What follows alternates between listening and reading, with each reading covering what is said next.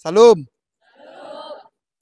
Terima kasih buat Tuhan pada malam hari ini kita boleh bersama-sama beribadah. Unguan Ina sama PNB. Berhubung ibadah PNB selalu menggunakan bahasa Indonesia, maka ibu-ibu mengalah lah ya. Kita menggunakan bahasa Indonesia. Firman Tuhan yang akan kita renungkan pada malam hari ini sebagai renungan singkat. Mari kita buka Alkitab kita. Terambil dari Kisah Para Rasul. Kisah Para Rasul 3. Dimulai dari ayat yang pertama sampai dengan ayat yang ke-10. Kisah Para Rasul 3. Dimulai dari ayat 1 sampai dengan ayat 10. Sudah dapat PNB? Amin. Puji Tuhan. Kita baca bergantian ya. Ayat pertama itu semua PNB. Ayat kedua Unguan Ina. Dan begitu seterusnya kita bergantian.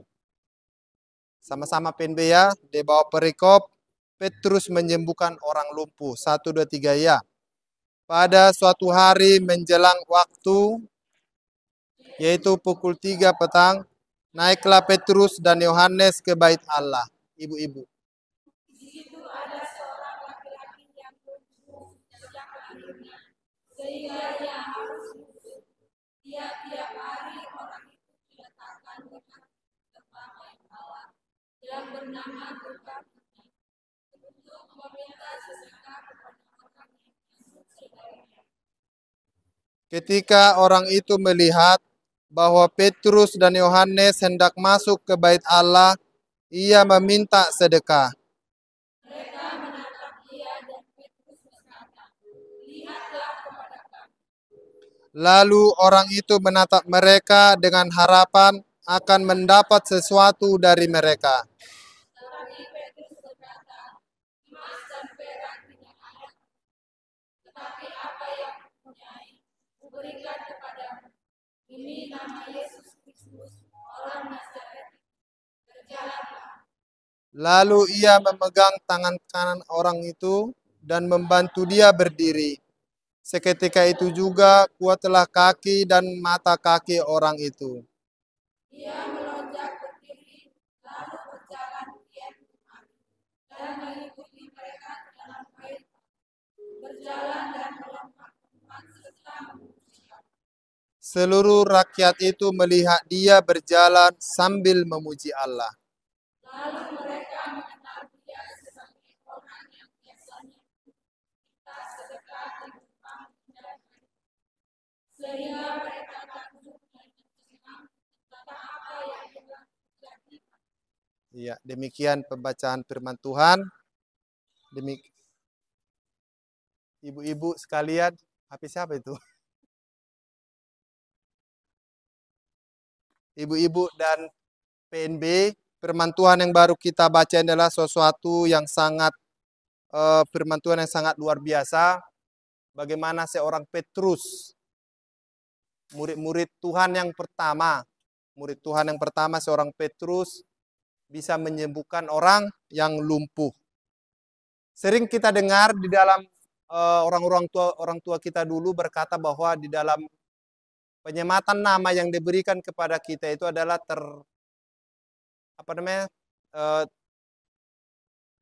terkandung sebuah harapan, doa supaya orang yang diberikan nama itu sesuai dengan nama yang diberikan. Makanya sering kita dengarkan nama itu orang tua harus bergumul dulu berdoa supaya nama yang diberikan nanti menjadi berkat kepada yang diberikan. Sering kita dengarkan kan orang diberikan nama si Selamat, si Immanuel, ya si Tulus, macam-macam lah ya. Tapi pernah nggak kita dengar orang dikasih nama si Judas Iskariot? Nggak ada kan? Karena Judas Iskariot itu identik dengan pengkhianatan. Sehingga orang tua tidak ingin anaknya menjadi seperti Judas Iskariot. Makanya diberikanlah nama-nama yang mengandung makna yang baik. Sehingga seperti tadi itu si selamat segala macam, ya tidak diberikan nama si Judas. Di ayat yang pertama tadi disebutkan ketika Petrus pergi ke bait Allah, di depan pintu dia menemui orang yang lumpuh. Kita lihat di sini, biasanya orang lumpuh ini kan mungkin ya orang yang minta-minta lah ya.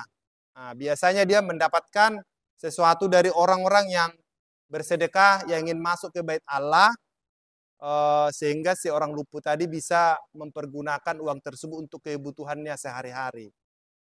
Dan dia sudah berpuluh-puluh tahun, dan kalau kita baca tadi di sini, dia lumpuh dari lahir. Bukan karena kecelakaan atau hal sebagainya. Dia lumpuh dari bawaan daripada lahir. Sehingga dia di sana dilihat oleh si Petrus, maka si orang lumpuh tadi dikatakan dia melihat si Petrus dengan belas kasihan, berharap si Petrus memberikan sesuatu. Tetapi apa yang dikatakan oleh si Petrus, lalu orang itu menatap mereka dengan harapan untuk mendapatkan sesuatu dari mereka. Tetapi Petrus berkata, emas dan perak tidak ada padaku, tetapi apa yang kupunya akan kuberikan kepadamu. Nah, ini luar biasa. Iman seorang Petrus meyakini bahwa dia memiliki kuasa, dia memiliki berkat yang diberikan oleh Tuhan, sehingga dengan keyakinannya dia mengatakan bahwa apa yang kumiliki akan kuberikan kepadamu. Nah, di sini dia tidak memberikan harta duniawi seperti emas, perak, bahkan uang yang biasa diinginkan oleh seorang yang meminta-minta di depan pintu. Karena mungkin bagi dia, ketika dia berikan hari ini, maka itu kan habis juga dipergunakan oleh orang lumpuh tadi. Oleh karena itu dia memberikan sesuatu yang benar-benar bisa bermanfaat seumur hidup kepada orang yang lumpuh tadi. Maka dikatakan di ayat ini, si Petrus mengatakan, dalam nama Tuhan Yesus, engkau sembuh. Luar biasa. Dengan menyebut nama Tuhan Yesus, dia mengatakan supaya orang lumpuh tadi berdiri, karena Tuhan sudah menyembuhkan.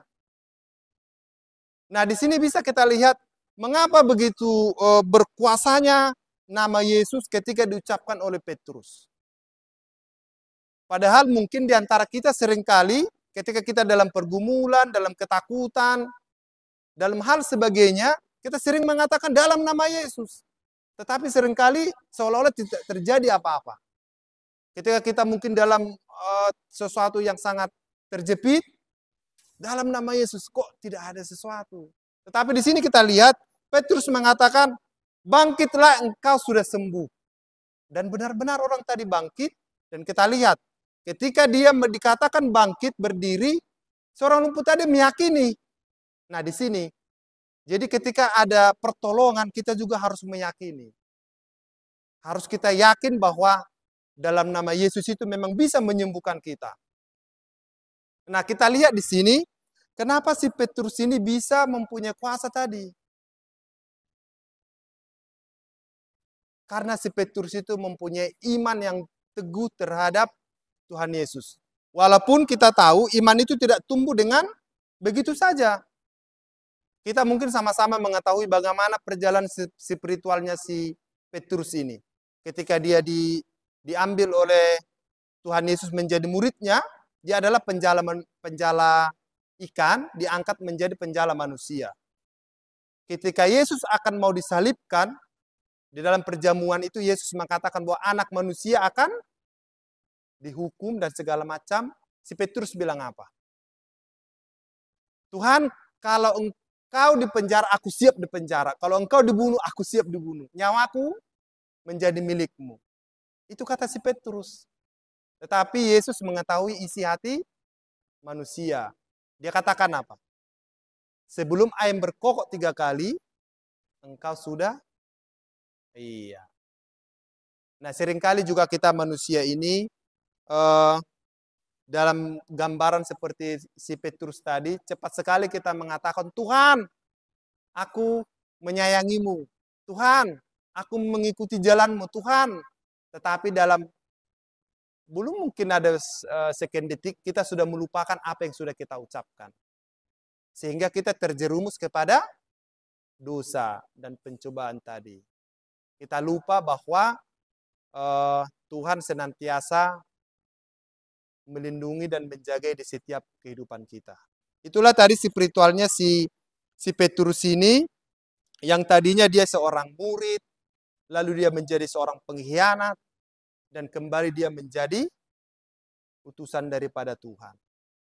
Nah, gambaran dari Petrus ini juga disuarakan kepada kita ketika kita sudah menjadi anak Tuhan dan kita salah langkah dalam kehidupan kita. Mari kita kembali dan berbalik, karena Tuhan senantiasa terbuka untuk menerima anak-anaknya ke jalan yang benar. Jangan pernah merasa kita sudah tercela, merasa kita sudah tidak layak di hadapan Tuhan. Tetapi dengan nama Yesus Kristus kita pasti akan dilayakkan. Karena dia sudah menebus kita sangat berharga dengan curahan darahnya di bukit Golgota.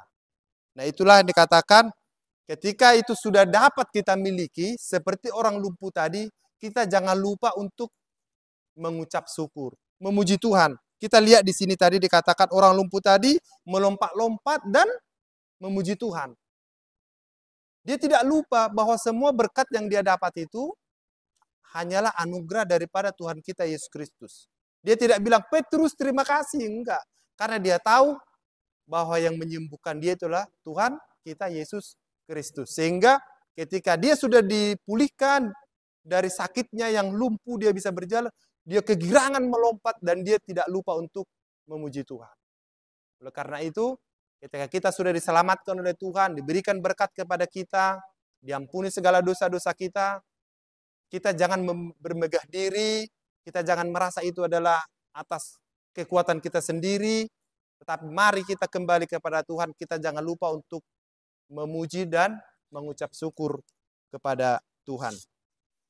Lalu, dari firman Tuhan yang kita dengarkan pada hari ini, bekal apa yang ingin kita bawa?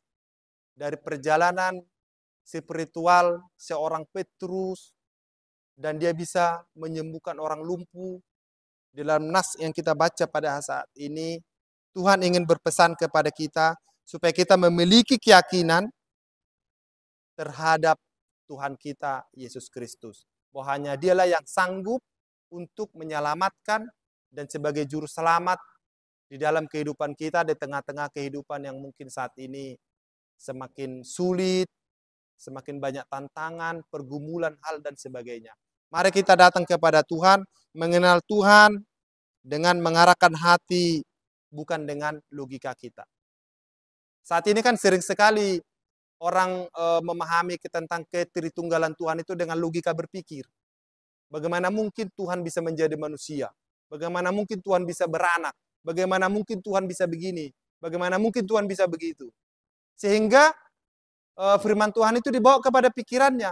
Padahal kita dalam memahami ketuhanan itu harus berdasarkan hati kita. Yang kedua, mari belajar mengenal Tuhan. Bagaimana caranya kita belajar mengenal Tuhan? Salah satunya yang kita lakukan pada malam hari ini. Kita datang melalui persekutuan, ibu-ibu datang, persekutuan PPR, PNB datang melalui persekutuan PNB. Nah, itu salah satu cara kita untuk mengenal Tuhan tadi yang kita yakini. Karena dalam persekutuan selalu dibuka dengan ibadah. Di ibadah tadi ada firman Tuhan. Paling sedikit kita sudah mendengarkan tentang Tuhan itu siapa melalui persekutuan-persekutuan yang kita ikuti seperti ini. Bukan berarti kita setiap persekutuan seperti rutinitas saja, datang, ngumpul-ngumpul, ketawa-ketawa, pulang. Tapi yakin aja, di samping itu semua ketika kita datang dalam ibadah seperti ini, ketika kita mendengar firman-firman Tuhan, persekutuan, bahkan mungkin melalui cerita-cerita kita sambil minum kopi, itu juga salah satu cara kita untuk mengenal firman Tuhan. Yang ketiga, yang terakhir, menjadi aktif dalam sebuah komunitas. Komunitas ini komunitas yang baik-baik ya. Jangan seperti yang viral sekarang ini. Anak-anak muda yang jago-jago apa itu namanya? Geng-geng itu? Geng-geng itu apa itu namanya itu? Geng motor ya? Iya. Bukan yang itu, bukan komunitas yang itu yang diinginkan oleh Tuhan dari kita. Terutama PNB ya.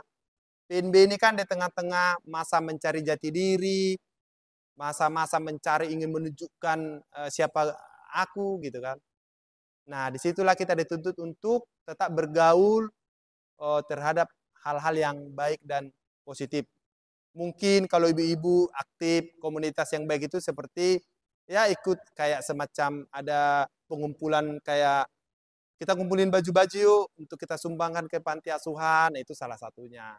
Dan masih banyak lah mungkin di antara kita ini masih lebih masih lebih banyaklah pengetahuan tentang hal-hal yang berkaitan dengan itu. Yang penting Tuhan menginginkan tadi kita itu adalah kita mempunyai keyakinan, kita mengenal Tuhan yang kita yakini, kita harus yakin dulu kan, supaya kita mengenalnya tadi. Artinya semakin dalam, makin intens, seperti Petrus. Lalu setelah itu kita praktekkan. Artinya itu bukan hanya untuk kita berkat tadi, tapi kita harus salurkan kepada orang lain. Berkat kan macam-macam, bukan hanya dalam bentuk materi. Salah satunya tadi, ya seperti tadi, kayak pengumpulan pakaian. Tapi bukan hanya itu.